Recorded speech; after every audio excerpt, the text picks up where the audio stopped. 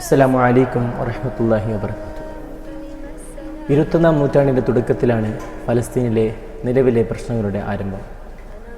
ഒന്നാം ലോക മഹായുദ്ധത്തിന് മുമ്പ് ഉസ്മാനിയ ഖിലാഫത്തിൻ്റെ കീഴിൽ 5 നൂറ്റാണ്ടുകാലം കാര്യമായ കേടുപാടുകളൊന്നും തന്നെയില്ലാതെ നിലനിന്ന അന്നത്തെ വിശാല ഫലസ്തീനിൽ അറബ് മുസ്ലിങ്ങളുടെ അർദ്ധനാദങ്ങൾക്ക് വഴിയൊരുക്കിയ ജൂത കുടിയേറ്റമുണ്ടായത് സയൻസത്തിൻ്റെ രൂപീകരണത്തോടെയാണ്.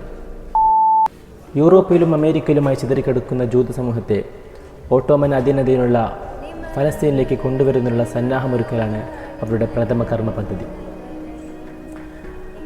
അധിനിവേശത്തിന് മതകീയമാനം ലഭിച്ചതോടെ ലോകത്തിൻ്റെ വിവിധ ഭാഗങ്ങളിൽ നിന്നുള്ള ജൂത സമൂഹം ഫലസ്തീനിലേക്ക് കുടിയേറി താമസം ആരംഭിച്ചു.